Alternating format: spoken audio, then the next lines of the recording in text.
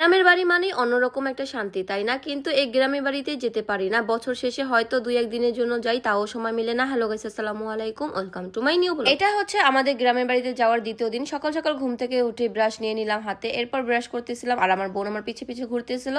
যাই হোক, এদিকে দেখলাম আমার আব্বু হচ্ছে পুঁটি মাছ এনেছে আর সেটা বসে বসে আমার আম্মু কাটতেছিল সকালবেলা। আমার আম্মু একটু মোটা মানুষ, কিন্তু আমার আম্মু কিন্তু সব কাজই সুন্দর করে করতে পারে, আলহামদুলিল্লাহ। এরপর আমরা চলে গেলাম নাস্তা করার জন্য। আমি আর আমার ছোট বোন নাস্তা করে নিলাম আর এদিকে গরম গরম চা খাচ্ছিলাম। আপনাদের ভাইয়া ঘুম থেকে উঠেছিল 11টা বাজে, তো তার আগে আমরা নাস্তা কমপ্লিট করে নিই। এরপর উনিও নাস্তা করে নেয়, এরপর সবাই মিলে ঘুরতে বের হই। আজকে আমাদের বাসায় কোনো রান্না বান্না হবে না, কারণ আজকে আমাদের সবার দাওয়াত আছে আমাদের কাকাদের বাসায়। তো সবাই মিলে বাসায় এসে ফ্রেশ হয়ে নেই, গোসল টোসল করে রেডি হয়ে নেই সুন্দর করে। আমরা সবাই অনেক বেশি লেট হয়ে যাই, তখন দুপুর 2টার উপরে বেজে গিয়েছে। আপনাদের ভাইয়াকে ডাকতেছিলাম তাড়াতাড়ি বের হও, আর আমার আব্বু তো বকাবকি করতেছিল। আসলে ভিডিওগুলো যে আমি কবে করে রাখছি, আপলোড দেওয়ার কোনো সময় পাচ্ছি না, কারণ অনেকদিন হয়ে গেছে আমরা গ্রামের বাড়ি থেকে চলে আসছি। ভিডিও বানাতে আমার বেশ ভালো লাগে, কিন্তু ভয়েস দিতে আমার একদমই ভালো লাগে না, তাই এরকম লেট হয় ভিডিও আপলোড দিতে। আমরা দুজনে তো বাসা থেকে বের হয়ে যাই, আবার হচ্ছে আপনাদের ভাইয়া ভিতরে আসে, এসে হচ্ছে ফল মিষ্টি এগুলো নিয়ে নেয়। এরপর আমরাও সবাই মিলে সুন্দর করে বের হয়ে গেলাম।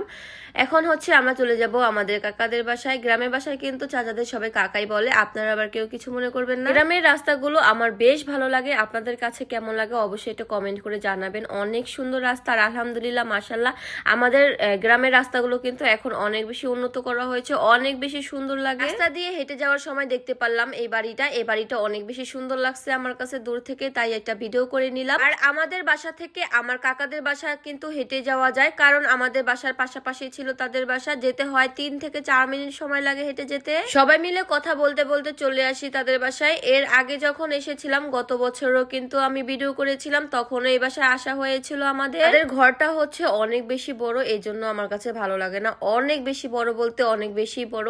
এরপর চলে গেলাম আমার আব্বুর গরু দেখতে, মানে আমার আব্বু হচ্ছে আমার কাকার কাছে গরুটা রাখতে দিয়েছে, তারাই পালে। গরুটা কিন্তু মাশাআল্লাহ মাশাআল্লাহ অনেক বড় হয়ে গেছে।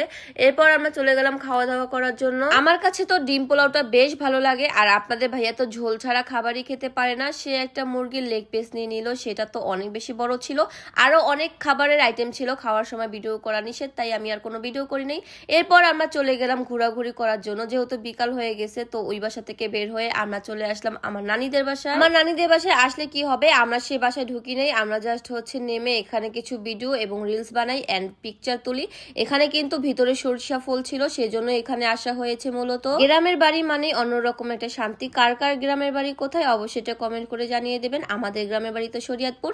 তো যাই হোক, আজকের মতো ভিডিওটা এই পর্যন্তই। সবাই ভালো থাকবেন, সুস্থ থাকবেন, আমাদের জন্য দোয়া করবেন, আর আমার নেক্সট ভিডিও দেখার জন্য অবশ্যই পেজটিকে ফলো করে রাখবেন। আল্লাহ হাফেজ।